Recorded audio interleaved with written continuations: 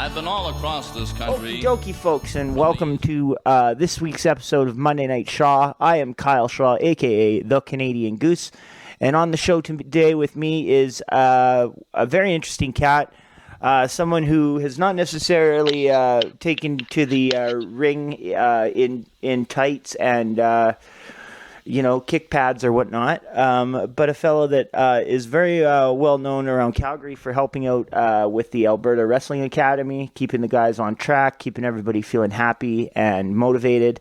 It is Dave Matthew Boddy. Dave, wow. How are you, bud?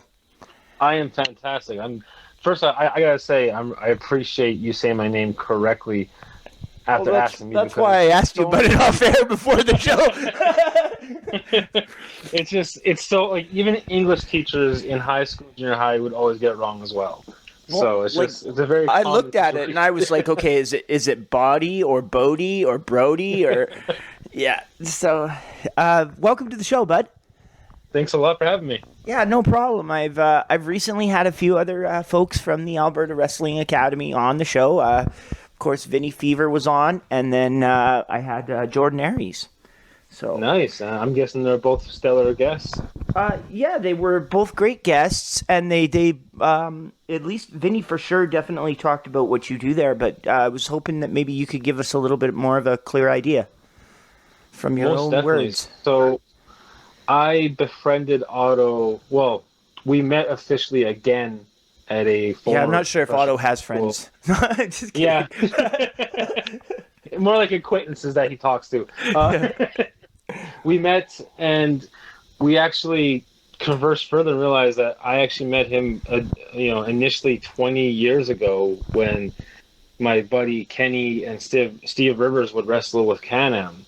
I would always be a little blonde kid backstage, and he's like, "Okay, I remember that." I'm like, "Yeah, I was always backstage Stampede and Can-Am and Canadian Rocky Mountain Wrestling." So we met, and he heard my story about what I've been doing with the last 8 to 10 years. I've been doing a lot of life coaching. And was this, hold on, just before we continue, Is this Kenny Johnson you're talking about?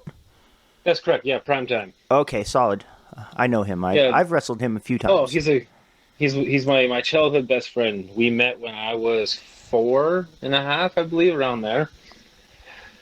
And as a result of meeting Kenny, I would be backstage Stampede Wrestling, hanging out at BJ's gym, and that's where I befriended Owen Hart and David Boy Smith Tyson Kidd and David Boy Smith Jr. and Teddy. So basically, growing up with those guys, I became even close with Matthew Annis, who unfortunately passed away in '96 due to Fletching disease. That's Ted Hart's brother, right? That's correct. Yeah, his younger brother. Yeah. So, condolences about your friend. I know it was a long time ago.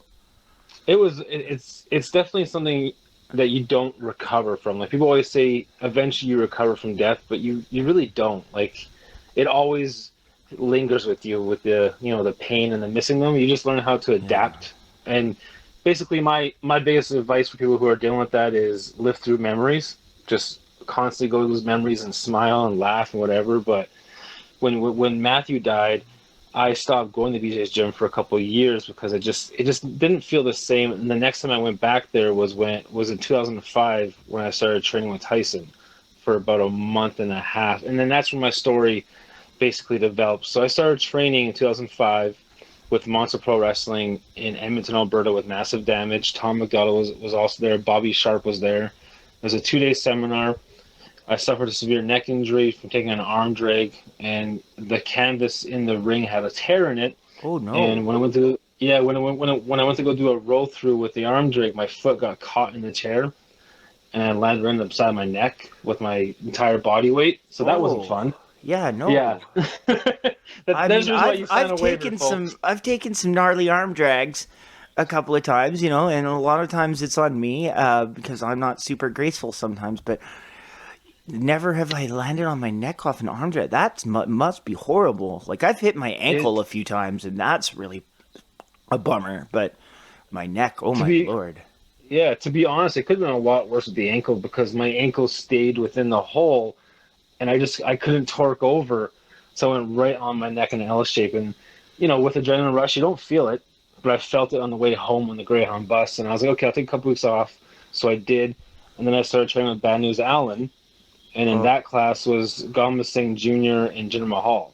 oh And wow. that was about, I think it was a 3 month training session that we did with Bad News, and that was an experience and a half because Bad News is he's one of the most intimidating individuals, but one of the most kind and compassionate as well. Yeah, I heard he called out Andre the Giant for a fight one time on a bus. Yeah, he did, and that's not a surprise. Bad News was one of those individuals that when you met him in gimmick, you met him out of gimmick. Like it just he is so intimidating. Yeah, But yeah, seems one of like the it for most sure. I remember one class we found out that he had a huge issue with short workers or smaller workers hitting larger workers in the corner with a clothesline. He never understood the psychology of it. So I think it was Dusty Adonis and I were having just a random spar match, and I called for the reversal to the corner, and I said, "You hit me with the clothesline because you're smaller than me, and we'll see how Bad News, if he gets triggered or not." And he got triggered. He did Oh, not. oh no. He did not like it. He's like, "That's a stupid psychology. You don't do that." Like he always complained about Christopher Daniels using the angel wings finisher. Yeah. Um, so he was very psychological driven. He was very respectful of kayfabe in the industry. Like that was my Well, I'll favorite tell you, training session. at my wrestling school, we definitely do not purposely try to get the coaches hot. uh it just when you knew Bad News joking side, and I'm like I have to test his temperament here because I tested Jason the Terribles when at Canadian Rocky Mountain when I was like really young. I challenged in the ring. He threw me in the ring and started bumping around and Okay. suplexing and power slam. So I was just that annoying little blonde kid that was backstage, constantly aggravating the wrestlers. And oh, Bad News. He realized it was a rib, so he wasn't like Yeah. legit angry. He was just more like annoyed. And then Bad News taught me a lot about like receipts and because during his training I suffered 2 concussions Oh of my no. 15 total. So that's where my story starts. Is I went into professional wrestling in 2005 with 9 concussions, and I had shoulder surgery because I had over 100 plus dislocations on my right shoulder from football. I Jesus. had I had back injuries. I had neck injuries. So I went in knowing that there was a high potential that my career would be cut short. However, I wasn't prepared for how it was cut short. So I had 2 concussions in one night training with Bad News. I took a heart attack. The guy stiffed me on the clothesline, so Oh. his palm struck my temple, which Oh. which immediately gave me a concussion. But with adrenaline rush, I said I'm good. Which is so the first thing I always tell people is with concussions is one of the symptoms could be you are not in a position to make decisions for yourself because you're delusional, you're suffering from dizziness or what have you. So Yeah. I should not have been trusted to say I was okay, but I said I was okay, and then we called for a DDT spot, and I spiked myself because I was so out of it. And then from what I was told, when I took the DDT spot, I was unconscious for about a minute, Oh no. and my dad's like, "Yeah, you're done for a couple weeks." I took a couple weeks off, went back. Another concussion I had was I went to go do a senton over the top rope, flipping senton just to try it out on the crash pad, Yeah. but I didn't let go of the top rope Oh no. soon enough.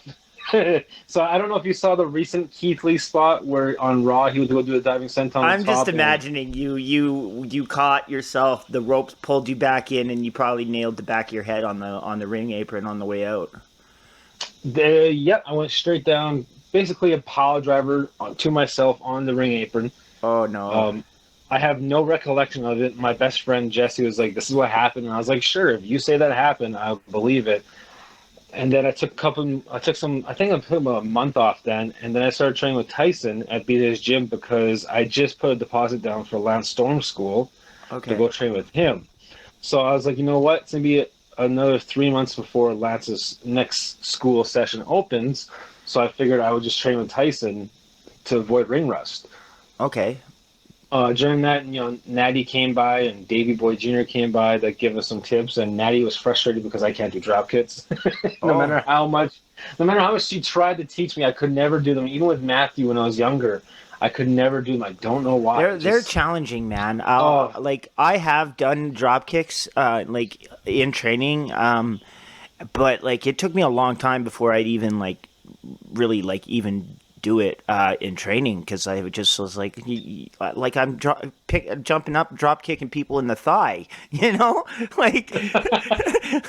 But anyway, yeah, they are challenging. I did get it to a point where I actually did it in a match against Tony Machete recently, and I was a little low, but not too low, and he got his chest down there, so everything was good. But yeah, no, drop kicks are definitely like a very like challenging thing to do. Like you got to think about it. Like you have to throw your whole body weight up in the air and then try and put your feet into a guy's face or chest. Like Yep. it's hard. You have to appreciate a great drop kick when you see a great drop kick. Yeah, I've always like the secret for me is to aim like a foot above where you want to hit, So like if I'm trying to get somebody in the chest, I'm like aiming for above their head, and then just make sure you put your hand up so I don't kick you in the face by accident. Right? Yeah. Wait. Communication, but like. So I started training with Tyson, and then, so on my 20th birthday, which was January 22nd, 2006, so I was 20, I was waiting for my ex-wife just by a church in Marlborough here in Calgary. Marlborough Mall has a church behind it. All right. And I was waiting outside there, just waiting for her, and then a group of drunk individuals walked by with a shovel. Ooh. And I was like, okay, it's like 11:30 p.m. at night. I mean, this is kind of weird, but it's Marlborough location. It's Forest Lawn, basically, if you want to be like technical with it. Isn't Marlborough like I've been to that Marlborough area? I'm pretty sure, and it's a bit sketchy. Oh yeah, it's. I grew up there, and I also did security there for 4 years, and it's definitely a neighborhood that gives you a lot of street smarts. And so that's why when I saw these individuals walking past me, I had that instinctual feeling of, okay, this isn't good because they have a shovel. What I did not know beforehand was they were actually smashing vehicles with the shovel. Oh. I didn't know that. So I saw them just after they smashed 2 vehicles because my ex-wife was in the parking lot behind. I was in the front street because my intelligence was, I'm going to wait for you where it's well lit. And she was in the parking lot. So we were close to each other. We just didn't realize it. So they kept walking past me. And then shortly they were gone. But then 2 came back. So 2 of the 3 came back towards me with a shovel still. However, they also had an A&W large glass mug. And I was like, oh, shoot, this is going to go somewhere where I don't want it to go. And at this time, I was doing security. But I didn't really have any self-defense training. So I didn't really have any confidence of how to deal with this. So they approached run away. Me and, that's what I would do. That was my initial thought was run away, but where was I going to run to? That's fair. Like I had no relatives or these friends. These guys are all fucking clearly hopped up on root beer anyway. Oh, they'll catch you. Exactly. So I was like, all right, I'll just see what the hell they want. Maybe I'll have the nice guy approach. And they came up to me, and from there on, it's very puzzly because. Oh. The only thing I remember is I got hit in the head with a shovel 3 times. Oh, no. And then I got smoked in the face with the A&W glass mug. And then after that, it's all puzzle pieces. And I remember going to the hospital, and they're like, okay, this is your 12th severe concussion. Because before that, I had 3 security concussions. Sorry, I had 3 more security concussions after this. Then I had the 3 concussions in wrestling before this happened. Oh. And then I had 3 concussions in football, and then other concussions and stupid other incidents like falling and being pushed and stuff and bullying. But so when I got hit with the shovel 3 times, they're like, "You are done wrestling. You can't do it no more. Like the next concussion you get could be a vegetative state. It could be very serious." Oh. So I had to call. I had the message. This is how long ago this happened. I had to message Tyson and Michael Richard Blaze, but back when he was known as Chucky. I had to message them both and like, okay, this is what's happening. I can't wrestle no more. Oh. And they're like, okay. So that's why I never had a chance to get in the ring in front of a crowd or refereeing because I was training for a year. Mm-hmm. And then that happened. And I was like, this sucks. So my last time in the ring was January 17th, 2006 training. That was my last day training. And from there on, it was a matter of figuring out where I could go, what to do. So I started doing security work. I did that for 8 years. I started studying self-defense for 8 years. I studied PPCT, which is pressure point control tactics. which is the #1 training for police in North America. Then I studied jiu-jitsu. Then I studied ranger training. So I started taking a lot of passion in submissions and grappling and self-defense. So I did that for 8 years, suffered more concussions. Oh. And then in 2011, I had my 15th concussion, my final one so far, and I was in rehab for 5 months, the same rehab that Bret Hart was in when he had a stroke. Oh. And I couldn't walk, I couldn't balance. I was diagnosed with what's called dysthymia, which is prolonged, possibly permanent depression. I was diagnosed with permanent PCS, which is permanent post-concussive syndrome, and then I was diagnosed with severe anxiety. So since then, since 2011, I've been trying to recover through that, and I realized that even though I was forced out of the wrestling industry, that I still had a strong link to it via passion, but I couldn't really figure out how to get from into what it, you've right? told me, you trained for what, like over a year, right? Yeah, I trained for a year, but then before that, I grew up around Kenny and Steve Rivers, Yeah, and and Jason just Terrible, like chilling with the Bulldog and Owen and yeah, like I just yeah. so many memories. Like I remember Owen Hart put me in the sharpshooter at BJ's gym and made me call him Uncle. So it's like I had so much memories from wrestling, and I remember exactly when it happened. It was 1991. Steve Rivers and Kenny were working at WWF Live event that was being taped to appear later on. I believe it was August it premiered, Okay. and it was Steve's debut. He wasn't known as Steve Rivers; he was known as Steve May at the time, and he did his debut. And on that show here in Calgary, the Saddledome was Ultimate Warrior, Hulk Hogan, Macho Man, Ted DiBiase, and Is numerous this others. where Rivers wrestled against Iron Sheik? I believe so. Yes, this is the one. Yeah, if anybody is interested, I know he posted it a while ago on his personal did, Facebook yes. page, but go check that out. I mean, I cannot imagine what that must have been like for him. Like, it's his first match, from what I heard. It was his first, That's correct, like, actual match in front of people.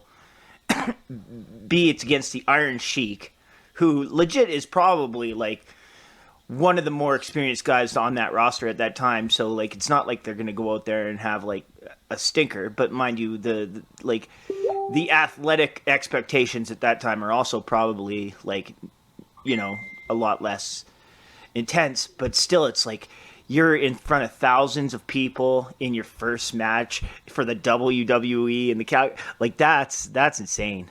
Like, like I remember that was the moment where I said, "This is what I want to do." Like when I saw Ultimate Warrior live and Hogan and Savage, and then seeing Steve in the ring, I was like, "Dad, this is the moment." So from then on, it became obsession. Like everything I did was wrestling, video games. Like when I was learning how to read in school, I struggled in school because of my ADHD. But where I excelled at reading was reading wrestling magazines. Like that's where my dad's like, all right, you don't want to read English books in school, so I'll get you wrestling magazines. And that's where I learned how to read and was able to like actually learn the language and excel at it. And well, that's a thing, like, man. Like I've heard, what's his name, Kevin Owens say on interviews many times that he learned English from listening to Jim Ross call matches. Right? Like it's just, and so that's where it all started for me was 1991 and seeing it live, and then attending the shows and meeting Jericho and Taker and just meeting so many different people and having those experiences. I just grew up was like, this is what I wanted to do. However, I didn't prepare for the injuries I would have from that moment until 2005 when I would start training. Like, I got to say, man, I have a lot of sympathy for you. Like that, the whole thing is very harrowing, and I sure hope that those perpetrators ended up getting caught or whatnot.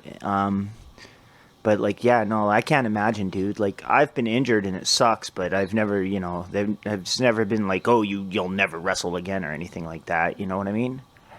Well, and it brings up the conversation of Daniel Bryan, right? Where he had his concussions, he was having seizures, and he wasn't being cleared for, I think it was 3 years he wasn't cleared for. I had the same mentality of that in 2014 when I started to do some work with Hard Legacy Wrestling. And I was like, maybe I can slowly get back in the ring. And because when you have something taken away from you, there's no closure, right? Yeah. it's like I want closure. I want to be able to say I'm done myself. And I was like, okay, I'll go hit the ring, take some bumps and see how I feel. And I felt great. But I was like, but what if I get clothesline and I get potatoed? Or what if I get stiffed? Or what if something happens and I have my 16th concussion and it's worse than my previous 15? Yeah. So I was like, I could never risk it, and I'm still young, but I was like, no. And then I started doing some more thinking, and I was like, there's so much opportunity in professional wrestling. There's coaching, there's booking, there's promoting. Like, there's so much other Oh stuff that I yeah. could be doing. Like that's why I And asked I you just if you had ever refereed before we no, got on the air here, is because I just assumed that they would have put you in a different role. I wasn't sure though, because I knew you had a history with like some bad concussions, so I wasn't sure how physical you were able to get. So it sounds to me like you not roughing is just a happenstance thing, and it's not because you're physically unable to. It's just not a opportunity you've been afforded yet. I've been asked, and I politely declined because I knew getting into that ring would be mentally draining. Oh shit, he would fire up and just beat up the guys, start shooting on the mat in the Yeah, match. like I'm just like I know what would happen. I'd be like that trigger, like that passion would be triggered again. Yeah. And I was like, well, it's like Daniel Bryan, how they said that he should become a trainer. And he's like, I don't want to do that. It's like Fair it just enough. teases me, right? So that's exactly why I said no to it. Okay. But I was also offered, Bruce Hart and I were talking for a while about him and I doing some work together on podcasting and booking stuff because I love character creation and storylines and all that stuff. There's a lot of things that I was in talks with doing, but it all came down to would it trigger me and would it actually make me more sad being around the industry and not being able to get in the ring again, because it took me 14 years to finally say, you know what, I accept this, I'm done. Yeah. Like Yeah. it took me 14 years. Like I remember after I talked to Tyson and I told him I couldn't wrestle no more, shortly thereafter, him, Davey Boy Jr., and Natty all signed to WWE. Wow. And I was like, I was so proud of them, but at the same time, it's like, that could have been me had I not been jumped. Or that could have been me had I taken better care of myself. But at the same time, though, when I had my concussions, there was a lot of research, but there wasn't a lot of understanding Yeah. to prolonged issues. Like my recovery plan for my 14 previous concussions before my 15th was, here's some Advil, go relax. And I was like, doctor, I am experiencing suicidal thoughts. I'm experiencing severe depression.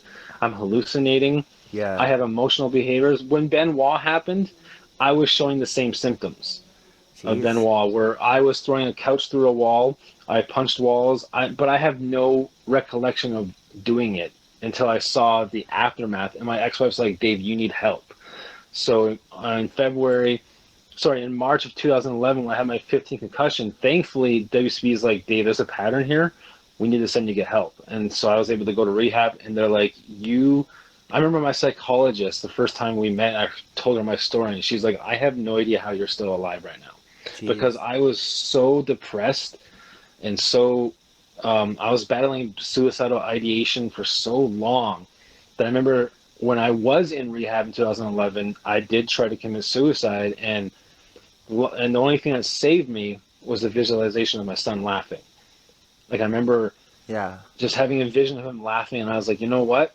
That's my new purpose. I had a son in 2008, so I stopped wrestling in 2006, and then my son was born in 2008, and I was like, this is my new purpose now. I'm a father. So I tell people all the time that becoming a father saved my life because it gave me purpose. Because before that, I chased wrestling for 16 years. Like it was my number one dream. I had no plan B. I had no plan C. It was just wrestling. And then when I lost it, I was like, I have nothing. Yeah. And then my son came, and I was like, okay. But then I started doing security, like I said, and I started getting more concussions there. I got tested for HIV twice. I got slashed with a knife. I had guns pulled on me. This is mostly from Mara Mall, by the way. Like, it's I just, told you that place is sketchy.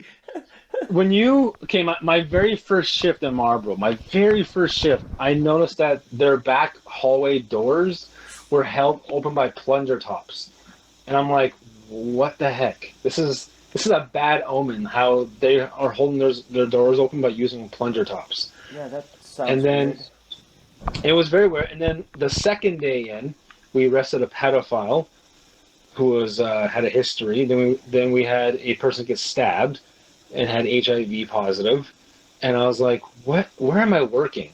Yeah, no, like I'm like, what am I dealing with? So I started taking it very seriously, and I said, you know what? Maybe my new passion is being security as a manager. So I did that. But then when I had my 15th concussion, I had to retire from security as well because I yeah, just could not take any more chances. And I was like, okay, so I lost wrestling. Now I lost my security passion. Where do I go now? And that's where I accidentally became a public speaker and a life coach. It just out of nowhere became a possibility where I was asked, hey, Dave, can you come to a school to 1,000 kids and share your story with bullying and depression and concussions? And I was like, sure, I can do that. And I just fell in love with it. So for the solid. last So can yeah. we just get into that for a little bit? Like, how did that opportunity come around, and when was the first time you ever did a presentation? Okay, so I can't remember the exact date, but I remember it was 2012. My friend Sunday Amani was a really well-known plus-size model and speaker, and she was with a program called We Can Rise Up. So she messaged me saying, hey, I need a second speaker. We're going to talk about bullying and confidence and whatnot, so can you come? And I was like, at first I was petrified because I've always had a public speaking fear. Yeah, And I was like, sure, you know what? I got to do this. So I did it. It was an 8-hour presentation to all the school grades, which was elementary to junior high. And I was focused on the wrestling stories, and I knew it'd be engaging, and I focused on comics.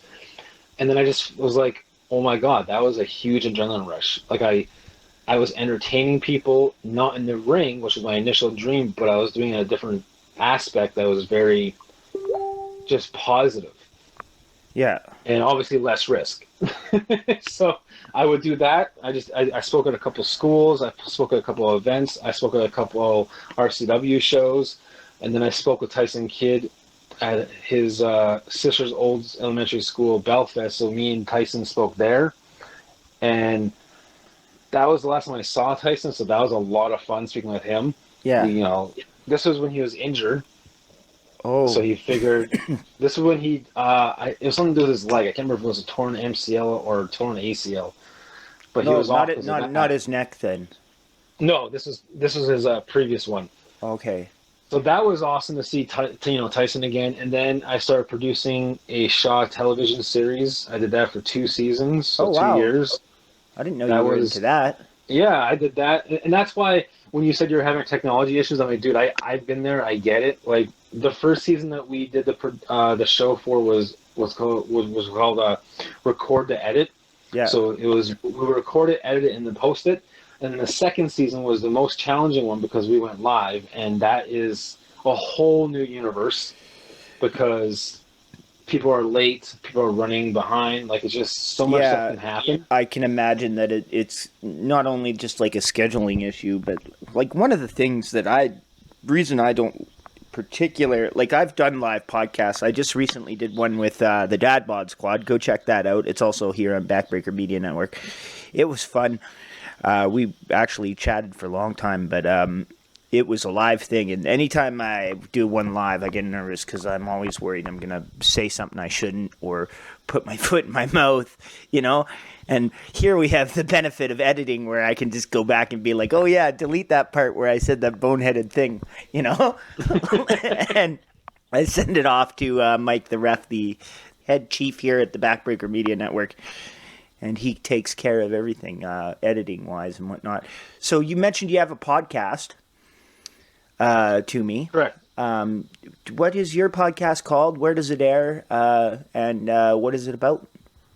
For sure. I actually have two. I have one launching next month as well on Spotify, but the one that we're doing right now is myself, my best friends Jesse, and my other best friend Ben, where every Monday night we review a WWE, WCW, or ECW pay-per-view in chronological order. Oh, So to make solid. that simple, we started off episode 1 in Starrcade 1983, and then we just go up based on how they were shown on TV. Yeah. And so it's definitely a fun process. It's called Squared Circle Rewind Podcast. It's on Spotify and numerous other platforms, and we do it every Monday night. So our next pay-per-view we're reviewing, which is tomorrow night, Monday night. I was going to ask, how far have you gotten? Yeah, we're at Super Bowl 8. Oh, right now. okay. So what year is So that? we're in 1998. 1998. Okay, so So wow, we so have you've covered like over 10 years then. yeah, Almost we have 20. 154 episodes right now that are live. So a lot of content, and a lot of fun. But before I go on, I wanted to share that when I started doing the production for Shaw TV series, that's where I actually met Steel Panther, Cameron. Oh, okay. Um, yeah, I actually got him as one of the guests for one of our shows for the pilot of season 2, which was about bullying, and he was on there. And that's when I met him, and I found out he had a huge passion for professional wrestling, and that was his goal. Yeah. So I helped him get into contact with Bruce, which just launched Hart Bros University again in Calgary at Knuckles MMA. So it's just funny how even though I'm not part of the industry, I still was somewhat assisting those in it. Yeah, yeah. And I mean, like, honestly, like, if anyone does want to get into the industry, like, one of the best ways you can do that is to just, like, go and help out at shows, you know?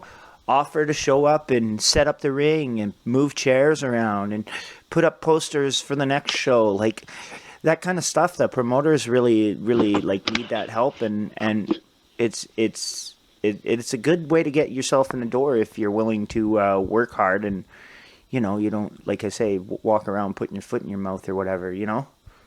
No, most definitely. I always tell people all the time that this is definitely a service industry where you got to put the work in to get the respect and get the time to shine. And Cameron Steel Panther has done that. Like he's done so well after helping him get to Hart Bros University, and it's very rare that you find someone that has the passion before they start wrestling and then has the passion while they started and they keep it, because it's not an easy thing to get in that ring and take some bumps. Like it's definitely it's physically challenging. Yeah, it hurts. Like, that's the thing about wrestling. Everybody's like, "Oh, it's fake, it's phony." It's like, okay, well, you know, it doesn't feel fake or phony. You know? Well, it's. I always tell like people that told me all the time. Like I remember when I was training with Tyson, I had a couple of kids that wanted to judge it, and I just told them like, here's the address to BJ's gym. Come down to our training session and get in the ring. Mm-hmm. I'm like, sign the waiver, and we'll slam you around a little bit. They never showed up. Yeah. So I was telling people, I'm like, there's a difference between fake and predetermined. Yeah. I was like, fake to me means that when I'm going to give a body slam or take one, a stunt double comes in and does it for me. Yeah. And it's like that's not the case here, guys. Like if the spot is a superplex, you're taking the superplex. Like you don't have a stunt double coming in for you. So when people say it's fake, it's like you don't understand the terminology that you're using, do you? Yeah. No, I think it's a silly thing to say too, just because like you can't try and say, okay, wrestling's not entertaining because it's fake, because then look at every other form of entertainment that you like. Guess what? Your Mario Brothers that you're playing on Switch, it's fake. You know, Captain America that you watched in the movie theater, you know, it was scripted out. Actors performed it with like it was written, you know, like it was big budget movies like that. They're probably way more faker than anything we do in wrestling. Like, especially on this 100%. Indie level where it's like, you know, no one's ever handed me a script and been like, here, go out and say this. They've just been like, oh, we need you to cut a promo. These are sort of what we want you to talk about, you know? And then you got to go out and do it on your own, like off the top of your head, you know? Like, so it's like, in some ways, like, wrestling's more real. But, like, just because something's not, like, real and you know, like I say, where, you know, to argue that wrestling's not real is absurd, because, like I say, it does, you know, physically is real. I can feel it. But, you know, to say that it's not a valid form of entertainment because it's fake is completely ridiculous, because, like, yeah, every single movie that you probably love is also fake, you know? And it's just a matter of whether or not you can, you know, suspend your reality and get into it and enjoy yourself, you know? And when that is firing on all cylinders for professional wrestling, I don't think there's anything better. Oh, well, you probably heard the saying, when wrestling is good, it's good, but when it's bad, it's bad. I don't know. There's sometimes when wrestling's bad where it's also fucking hell of an, it's very entertaining. I mean, There's times when it's bad that it's not entertaining, and it's usually like, right after I come back from the curtain and realize I've had a bad match. That's not a fun time. But yeah, when wrestling is going and everything is going well, it can be super entertaining. But I mean, I'll also like fully admit, like I've watched some bad matches that are very, very like fun to watch. Probably been in a few bad matches like that too. So you never actually got around to wrestling yourself, even though you did. You say you trained for like a year, right? Correct. Which, I mean, I don't know what it was like back then, but nowadays that would be considered a very long time for you to be training without any kind of actual in-ring activity, Most definitely, and I know that may be a cause of concern for a lot of people saying, well, why did you train for so long with no matches? Well, the reason why is it was off and on training. I had a couple of concussions, so I had to take some time off. Yeah. I had the neck injury. I had some back injuries from security. So I'm like, it wasn't consistently like one full year. It was just from 2005 to 2006 I was training. Gotcha. However, Bad News and I were talking one training session, and he told me that he found that what was becoming a problem in the industry was people would train for 3 months and they would automatically be labeled professional wrestler and then go start doing shows. Yeah. And the problem with that was they weren't good quality shows and good quality matches that they were giving. So he's like, what was happening in his point of view was people were rushing the training so fast just to get to the live audience, so much so that they were giving lackluster performances, and as a result, affecting the overall image of the business. Yeah, I mean, it does. And I was like, makes sense, I get that. For sure. Like, I totally get it. So as a result of that conversation, I said, you know what? I'm like, maybe I'll train 9 to 12 months. He's like, please. He's like, do that. Train for 9 to 12 months and build that fundamentally muscle memory, just response, and go out there and just do the best. And I was like, okay, that's what I'll do. So that's why I never had a match. Was I spoke the Bad News. He made that great point, and I said, okay, I won't do it. And also, I had so much anxiety and so much lack of confidence. I wasn't even near ready to even be in front of the crowd.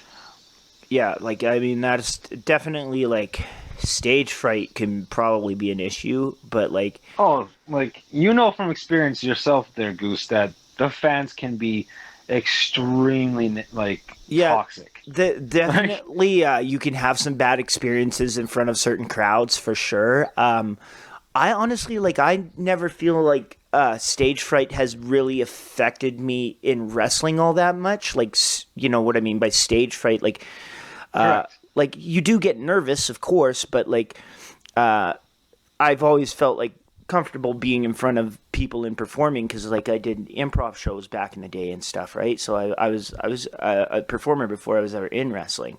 And then once I got into wrestling, I did the ring announcing and stuff. So it's not so the stage fright doesn't make me super nervous. It's more so if I have to try a new maneuver in the match for the first time or something like that, if I'm working with somebody I've never wrestled before, then I'm more nervous just about okay, how is this gonna go, and am I gonna is it gonna be a safe night? That sort of thing can make me nervous sometimes, more so than just being oh, there's people watching. Well, and not only on top of that, but I also had struggles with, will I get a concussion tonight? Yeah. Will I get hurt again? So when I got to that point, I started thinking to myself, maybe I should not do this anymore because that kind of thinking will get me hurt, or at worst, I can hurt someone else. Yeah, for sure. And then, so there was a lot of self-awareness. And like you say, it's one of those things I definitely wrestled before I was ready to, right? But you can tell when you watch it and you're watching a match and somebody is terrified, it doesn't make for a good show. No, because you start hesitating, you start not listening to you go through what's called an adrenaline dump, where you have tunnel vision and you can have loss of hearing and vision. So it's never a good sign if you are approaching. I know it's not called gorilla because it's another B, but if when you're approaching gorilla and you're oh my God, I am extremely nervous. It's you have to contain that. You have to calm down. because psychologically, if you are so nervous, they say in psychology that if you tell yourself don't do something, you're gonna do it. Yeah. Because like it's the funniest thing when you tell people don't think about screwing up, because all that does is make them think about it more. Yeah. And That's it's just like you like it's so silly because you tell them just think about not thinking about it. What? Then I'm still thinking about it because I'm thinking about what I should not be thinking about to not think about. And it's such a roundabout that has so much psychological situations with it that it can be extremely just nuclear in the ring, where a person goes in the ring and they're extremely nervous or they have bad ring rust and they get someone hurt or they hurt themselves because of it. So when Bad News was giving me all that advice, I took it like a sponge. It was like, okay, he has a good point here. There is a lot of issues with this happening. And actually still before pre-COVID here, or before COVID, there was still a lot of that happening where kids would train for a month or two and all of a sudden they'd be booking shows and they're like, that was a terrible match. Well, obviously, they only have 2 months of training or even less than that. Like, so it's like, take your time and study the craft and just never have the mindset that you know everything, because you will never know everything. You're always learning, you're always growing.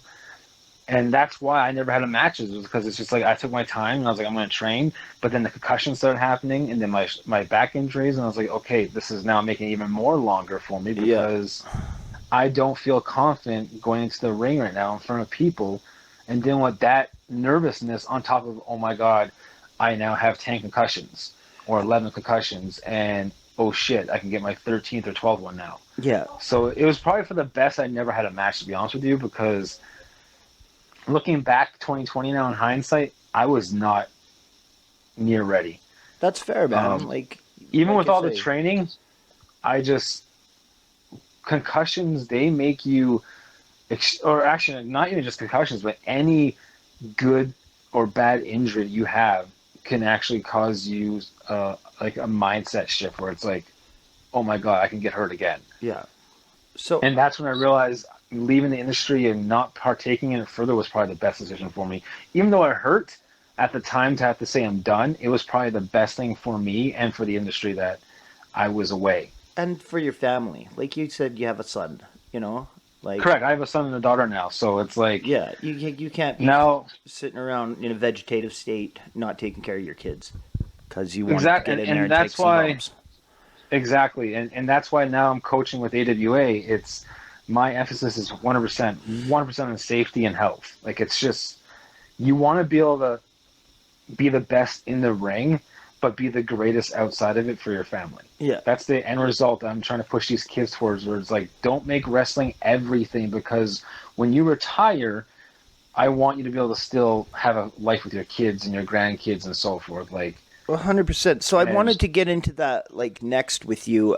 Is sure. Like your Alberta Wrestling Academy. I asked you at the beginning how you got involved, and you said sure did do that, and I just Donald Trumped you and didn't answer it, I guess. Yeah, we went on like an hour or like a 45-minute history of your involvement, which is fine and totally what we're here to do. So, but you said it was because you've been friends with Otto, who is Vinny Fever, and he runs the Alberta Wrestling Academy. And at one point, was it that he decided to bring you on to the team and be one of the coaches? Yeah, we were talking, and he actually came to me and said, hey, Dave, I'm launching a new school in September, but then it got pushed to October because of COVID. And I was like, okay. He's like, we're doing a grand opening on October 3rd, I believe it was. Can you show up? And I'm like, of course. So I showed up, and before that grand opening, we decided, like, what can I do to help? And I was like, well, I've been working a lot with concussion experts, a lot with concussion doctors and psychologists. So I have a lot of concussion experience myself, and I've donated my brain to Concussion Legacy Foundation with Chris Nowinski. I gave them my permission to donate my brain to them for research, because the fact that I have ADHD and 15 concussions, that combination is very important to pay attention to. Oh, I also didn't mention that in November 2019, I saw my neurologist, and she told me that I'm showing early symptoms of CTE.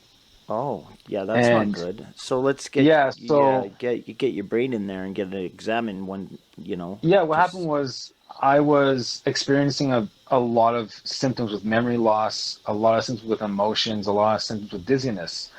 So I met up with her and she said, well, you have permanent PCS, which means that your symptoms are most likely going to get worse as you age, like dementia and situations like that. Yeah. And I was like, okay, that's scary. Like hearing that as I get older, I could potentially get worse. Like that was something that I did not want to hear. And then she said that they're finding that symptoms for CTE are most dominant at the beginning of 30 to the end of 39 is where they find the most symptoms are being shown. Obviously, there's some anomalies like the football player, I can't remember his name, Aaron Rodriguez, I think it was. Don't ask that me. was diagnosed. I know nothing Yeah, about football. yeah. I only find notes. I watched the documentary on Netflix where he had CTE at 27 years old, stage 4, which is crazy amount of concussion. And then Benoit I realized had there was stage 4. stages to it. Yeah, there's 4 stages to CTE, and stage 1 is usually starting in the early signs of early beginnings of 30 years old, and that's why it's been so dominant with me to bring my concussion story, my concussion awareness to AWA, because I told the students, I was like, you do this because you love it, but you have a life that you still want to live beyond it, and it's so important. So when Otto heard about what I was doing with Dr. David Reese and Chris Nowinski and people like that, he's like, I want to bring that to the school because I think it's really important. Yeah. So I said, hell yeah, I'm in talks right now with some book projects and some speaking gigs, which were postponed because of COVID. But it's like I'm a huge networking member of concussion awareness society, basically. So I was like, I can definitely bring you guys a lot of research, a lot of awareness, and a lot of education. But then we started talking further, and I was like, I also have 8 years of security defense, self-defense training, and martial arts training, so I can help with that regards. And then I help with the social media. So it all started with concussion awareness and education, and then he realized I have a lot more other skills that I could apply to the school to make it differentiated towards other schools in the country.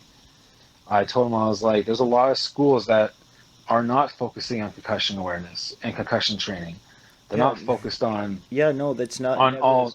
I mean, we obviously are taught to protect ourselves in general, and like are encouraged to do moves in a way that isn't going to result in a concussion. But I've never had specific like concussion training or anything like that. Yeah, and that's what I'm building for the industry. Is I'm building a team of experts and doctors that are actually more experienced than me, and because what we're trying to do is we're trying to develop a strong focus on mental health. Because I hate to say it, but it's the truth. The wrestling industry right now has a lot of toxicity, a lot of drama, a lot of negativity still within it. A lot of just juvenile antics that are just making the focus no longer on mental health or the safety, but the tradition sense of how the wrestling industry used to be. Yeah. And we're trying to make a change because it's 2020 now, people. Like, we've had 7 wrestlers pass away that were diagnosed with CTE. And I mean, that makes sense. There's a lot of wrestlers, like, for sure. Wrestling is like it's like a performance, and there's a lot of egos, and so like it makes sense that it would be dramatic in nature, and it does extend. Like sometimes people do like they can't draw the line between reality and fiction, so like the drama can spill over and become like more dramatic than it should be, you know what I mean? And then there's also the fact that, like we've talked about before, wrestling hurts a lot. So like if you're in your like right mind, it's probably not a thing you would ever want to, like you got to be kind of nuts to want to be a wrestler. You know what I'm saying? Sad but true. Yeah. It's definitely a decision that you have to think, okay, long term, this could change my life forever in a negative sense. And it's a huge risk. And that's why I tell the kids, and like, when you have children and you have a family that you start to create and you start to have, your priorities will have to change, because it's just long term, that's the focus. And I know people who start wrestling that they're focused on the now and the next championship. It's like you got to focus beyond that. They're like, okay, am I going to do this spot that has a severe? Because you know how it is. You get into that ring, that itself is taking a risk. But then you start doing all these crazy Canadian destroyers and all these table spots and chair spots, and it's like, is it really beneficial for you long term? Like, let's look at the history here. Chris Benoit, Axel Rotten, Balls Mahoney, Jimmy Snuka, Test Andrew Martin, Mr. Fuji. They've all been diagnosed with CTE. And when you look at their careers and all the chair shots that they were taking, the table spots, it's like those contributed to what happened to them later on in life. And so when I'm training or coaching at AWA, it's focused on like 1930s to 1960s catch wrestling, where it's like, I want you guys to focus on storytelling, facial expressions, and just spots that make sense, that tell a story, but it also keeps you guys safe. And it's such a, like, watching current wrestling nowadays, even during COVID.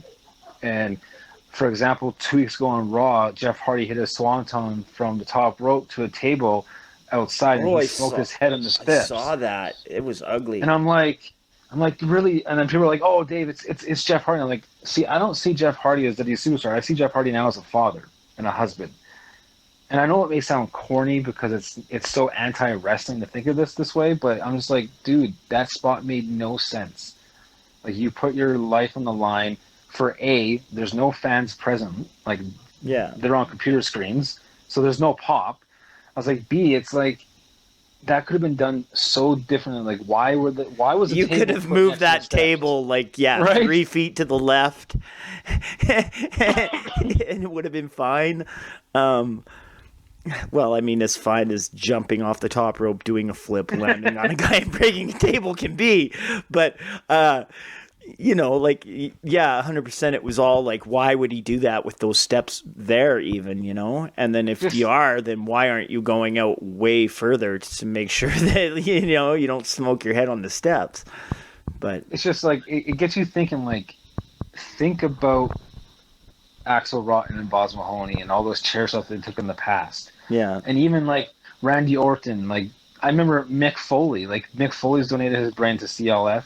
Mark Henry has donated his brain, and so has Jeff Hardy, because they know, like, hey, we have lots of concussions because all the chair shots. And like you probably saw that match between Mankind and The Rock at Royal Rumble for the last man standing. Yeah, last man hit standing like match. 15 No, it was times or match. something. 13, yes. 15 times.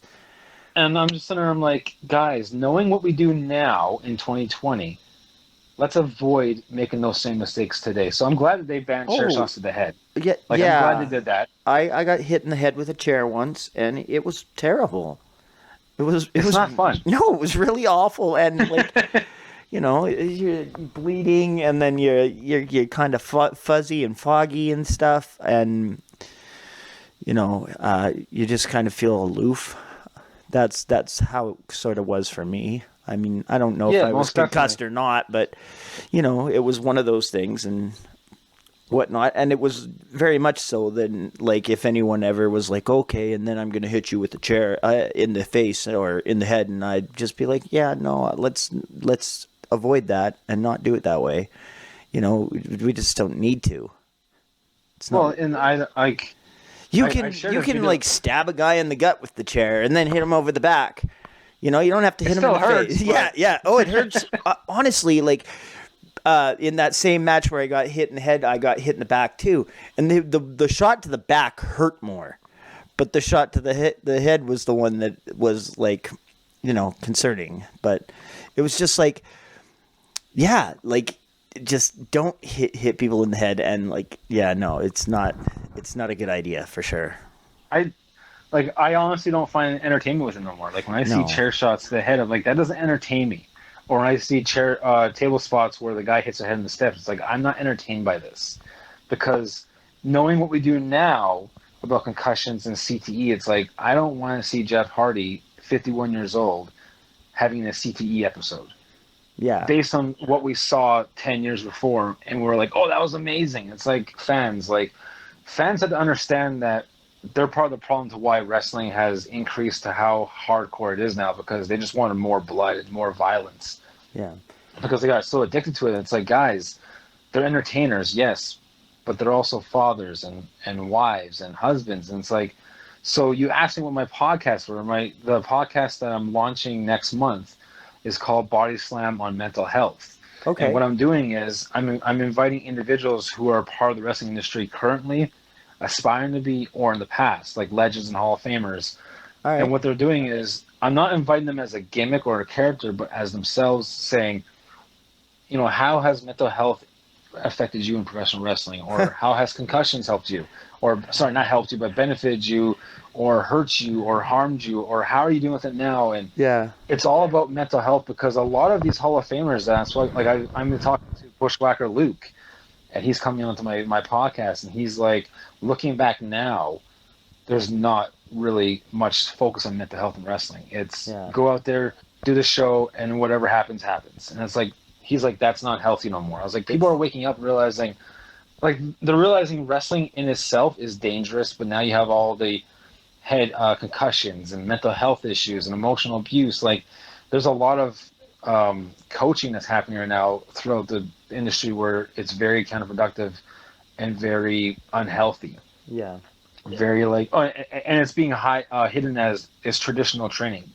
It's time to move on, because traditional training also led to a lot of internal demons and battles for superstars with the wrestling, with wrestling with alcohol abuse and drug abuse. It's because mental health is everything. So the podcast is driven towards bringing awareness and an education to how mental health is not being taken care of in wrestling, and as a result, a lot of wrestlers are battling with suicidal ideation, concussions, and anxiety, and depression, and stress.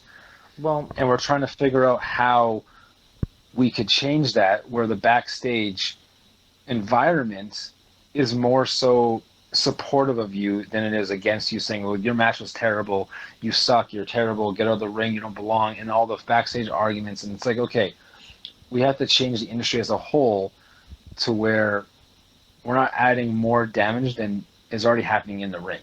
Yeah. And I mean, that's the hard line to stand on, because like I've been there. I've had people say those things to me, right?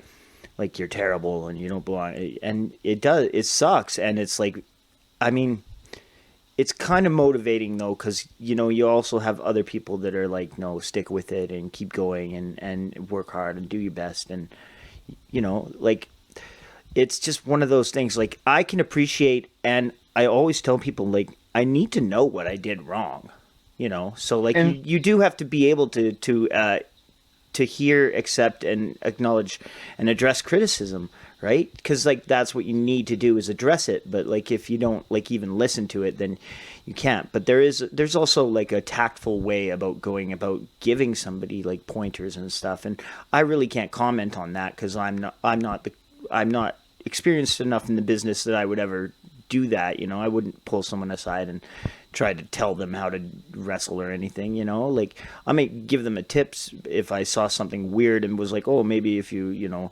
tucked your chin a little earlier, maybe that was what I do or whatever. But like, I would never sit down and be like, oh, you need to wrestle like this and yada yada. It's yeah. I'm just saying, like, there is like, you need to know what you did wrong, but also like, yeah, guys just hollering and shouting at people and stuff and cutting them down. That's not like, it's going to be way better if we all try and build ourselves up. Yeah, like when I was trying to Bad News, the one thing he said to me that really resonated was, don't get yourself over, get the match over. And then as a result of that, you'll get the pay-per-view event over, or you'll get the brand over, and you'll get the boys and the girls over. He's like, it's a team. He's like, it's meant to be a team experience. However, with all the politics and the drive and the egos, he's like, it becomes an individualistic focus, and that's where everything gets all screwed up. And that's why I tell people all the time, I'm like, there's criticism and then there's constructive criticism, where I'm giving you criticism in the event that I want to inspire you to get better. But if I'm just going to sit here and yell at you and belittle you and judge you, it's going to create a mental response of, I suck. And then you're going to take that drama home with you. Oh, I'm fully aware. Right? So it's like, that's what we're trying to develop, and we're trying to bring awareness to, where it's like, guys, there's coaching and there's just being an ass. Yeah. There's coaching, and then there's just being a jerk that is angry at the industry that didn't make it and is taking it out on the kids now. So it's like we're trying to bring an awareness to mental health here, saying we don't want these professional wrestlers in their 40s dying of suicide or hurting other people because of CTE and concussions and mental health issues. And that's why we're building this huge team with myself and Dr. David Reese, who is a 30-year psychologist who has worked with WWE, Ring of Honor, TNA, Impact, NHL, NFL. Yeah. So like, is he involved in the AWA then? No, he not officially, but we're talking about bringing him in for some seminars.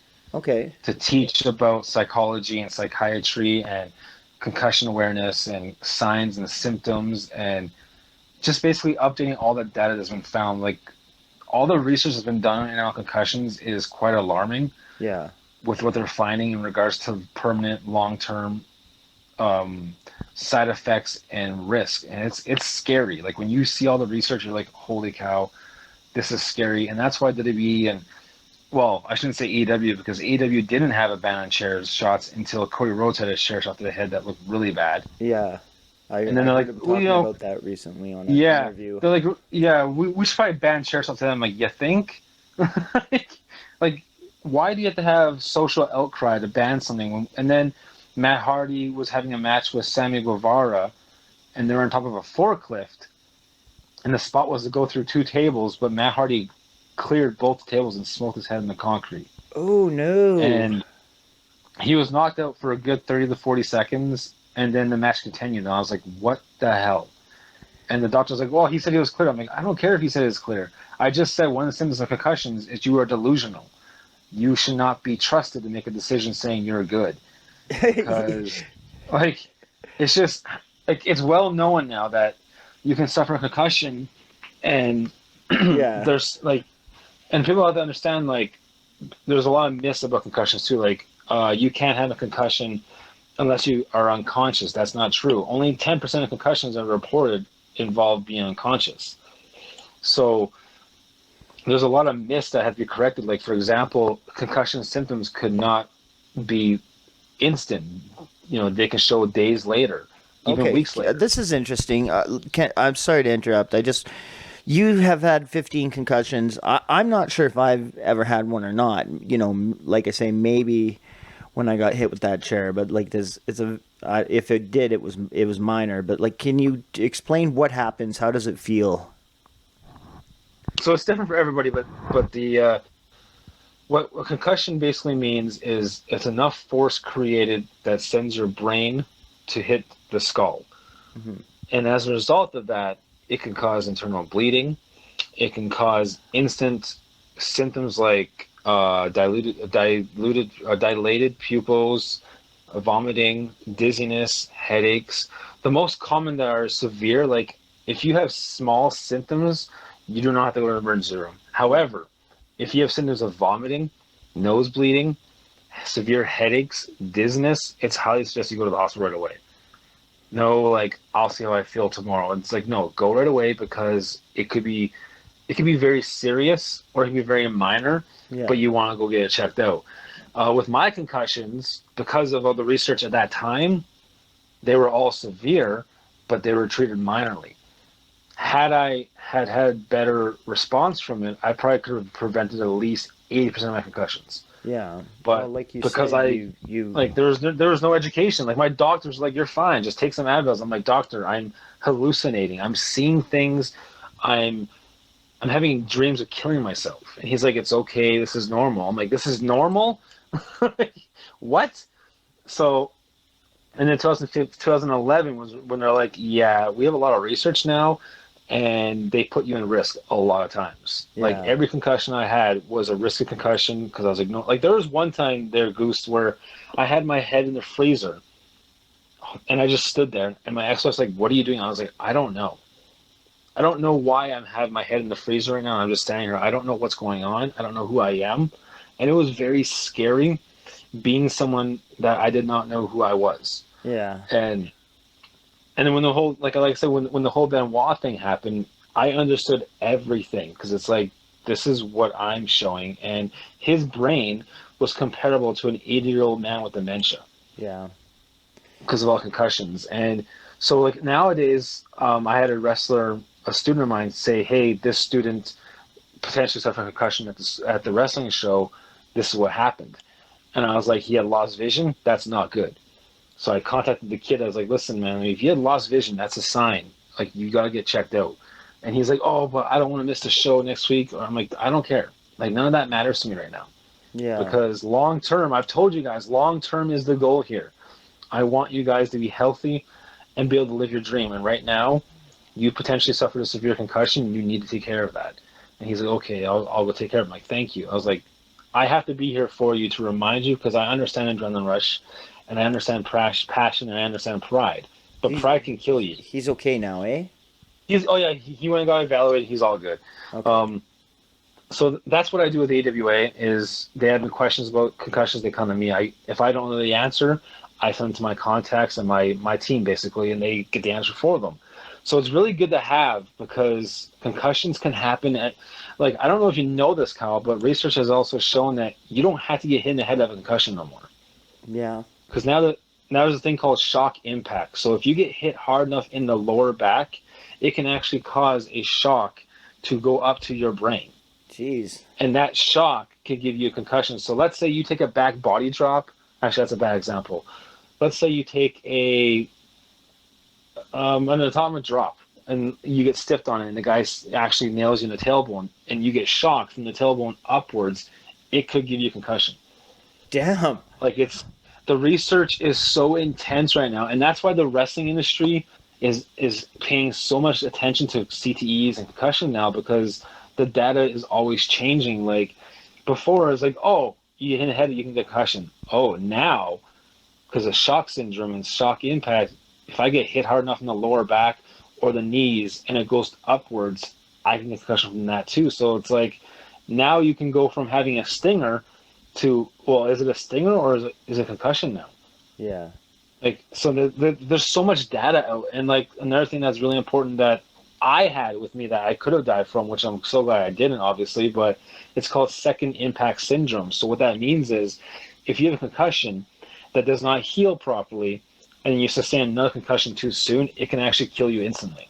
Jeez. Didn't you tell me you had 2 concussions in the same day? I did. Yeah. I did. Like, my 2 concussions from the heart attack and the DET were literally 3 minutes apart.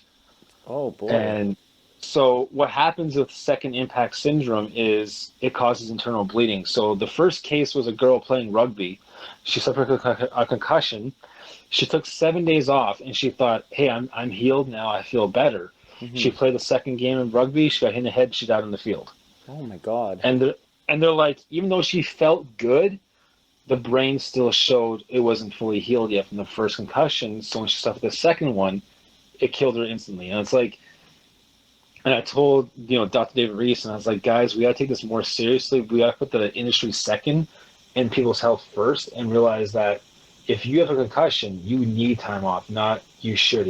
You're going to take time off. And this goes for any promotions. And like, it's not like we're trying to create a union. It's more so like every promotion will have someone who's trained on concussion awareness, not concussion diagnosis, but a concussion awareness, saying, hey, that bump looked really bad. Let's pull you to the side here, and we'll put you through a checklist. If you have these symptoms, we'll send you to the hospital. Yeah. Like, that's where it's getting, because it's like, let's say you had that chair shot, which you did, and let's say that we had a concussion awareness guy there. He'd say, hey, how do you feel? Do you see this? Do you feel this? And you say, yes, I feel that, or yes, I feel this. Mm-hmm. Okay, you're going to the hospital. Like, you need that now. Yeah. Because I've heard of a lot of bad bumps on, on RCW and PWA and CWE, where they're like, oh yeah, they had a bad bump, and they're a little bit, buzzed, and they felt dizzy, but they were fine. And it's like, who are you to say that? Yeah. You don't know that. Like, there could be a prolonged problem there. I don't know if you know about the hockey player that died recently. That was 25 years old, and he died of internal bleeding in the brain. Jeez. He said he had headaches. He said he had headaches. He had a concussion. Yeah. And he was just dealing with small headaches. And the wife's like, yeah, he had some headaches. But then all of a sudden, within a week or two, he was in a coma, and then he died.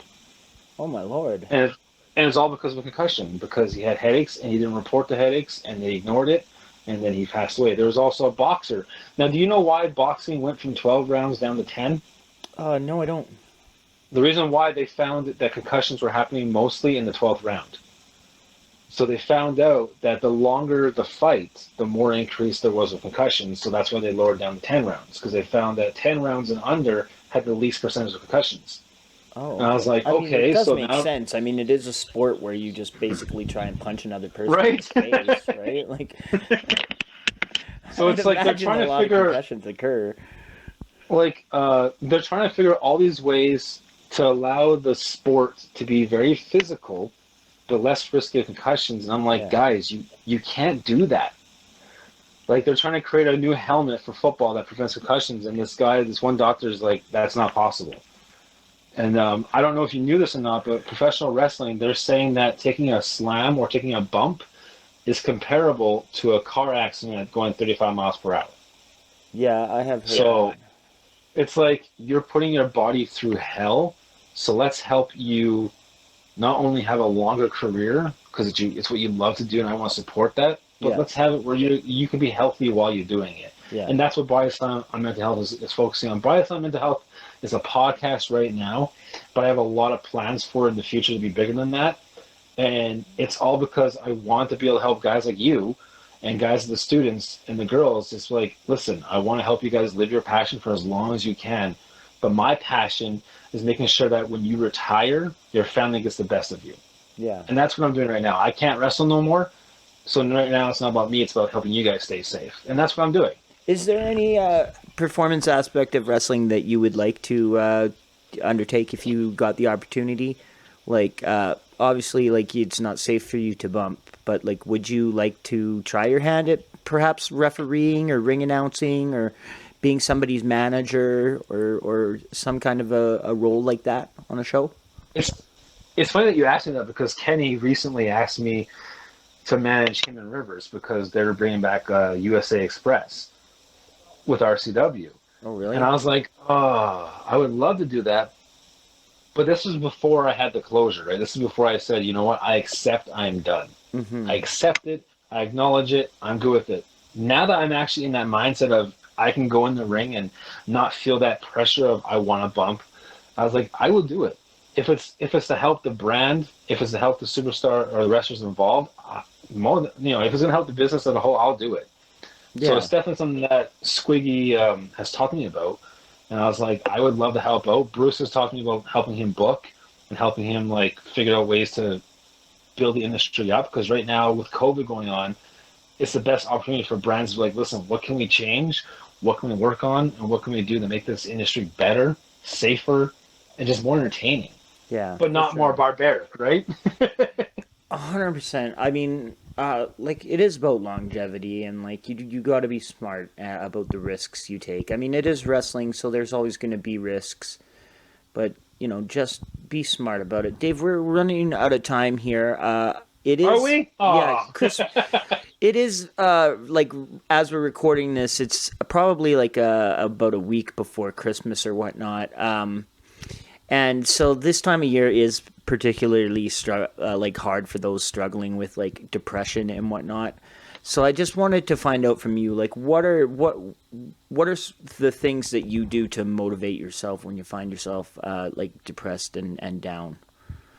so like I said at the beginning, I suffer with what's called dysthymia, which is prolonged permanent depression, Hmm. which means every single day I'm faced with that possibility of falling into it, and especially during COVID. Like I know Christmas time itself is very stressful, but Yeah, now on top of all these restrictions and lockdowns, it's even more stressful and more scary. So the only thing that I can say is give yourself a fighting chance by committing to the behaviors and the strategies that you have to help you through. So what I do is I use cold shower therapy, I use meditation twice a day, I exercise or train for 30 minutes a day, I read every single day. I do what I can to make me feel like I have purpose and would drive. Because one of the main reasons people fall in depression is they lose focus on their purpose. So just align with passion, do what you love, do as much as you want. If you want to play video games all day, play video games all day. I don't care. Just do what you love, and just keep yourself in that mindset that you have value and you have worth. Because right now, a lot of people are struggling with the fact that they feel there's no worth anymore, no value. But that's so not true. In my moments, definitely, when I was struggling at my worst with my mental health issues, my biggest problem was just this constant, overwhelming feeling of inadequacy. But maybe I'll have to come on your mental health podcast to talk about that, because this is Monday Night Shaw, a wrestling show. So, like you say, so stick to your strategies, stick to the plans that you've outlined. Anything else? Any other things that can help people avoid getting too depressed and down? You're just understanding that you're not alone. You're not alone. Like, I'm all over social media. I'm on LinkedIn, Twitter, Instagram, TikTok, Facebook. I'm always within reach. I'm always within a message. So, with the greatest system that I had for me was support, and that's what I want to give back to the people: is you're not alone. There's always someone else that's going through it with you or has gone through it. 100%, and I think that's. Yeah, so that's very important. And if if you're buddies with anyone, give them a call once in a while just to say hi. That kind just a simple check-in. Yeah, that sort of stuff, for sure. Dave, I want to thank you for coming on the show. Very much appreciate it. It was good chatting with you. Sort of getting to know you a little bit. I met you at the Workhorse Fitness Center, which is another wrestling school in Calgary that we didn't end up talking about, but we're gonna wrap it up here. Just can you drop your social media plugs and give us a plug on your podcast one more time? Let us know where we can find you. Most definitely. So Square Circle Rewind podcast is available on Spotify and several other platforms, minus Apple. Don't know why, but you can find us there. We stream every Monday. The episodes premiere every Tuesday. BoddySlam is premiering in the middle of January. My first guest is most likely to be Tyson Dukes, so that's very exciting for that. Oh, awesome. I've been watching his videos on YouTube, 61 and 61. Oh, so good. Yep. Great guy. Great friend of mine. Great guy. So I'm going to have him on just to talk about his concussion that he had a while ago. He was knocked out for 40 minutes. So a lot of good content to come there. For me personally, Dave Matthew Boddy, Boddy. I'm everywhere on social media. Mm-hmm. And I like your Facebook, because there's always constantly, almost every day, just motivational write-ups and stuff, just shit that you read that makes you feel good. Well, I appreciate that. I hope you find value with it. I certainly do, man. So thanks again for coming on the show. Thanks for all your help in the community and raising awareness and whatnot. I think it's a extremely undervalued thing. So that's why I wanted to kind of put a spotlight on you here today. And so I wanted to thank you one more time, and hopefully sooner or later we'll see you out there managing Kenny and Steve Rivers. Nova Scotia and New Brunswick, Quebec and Newfoundland.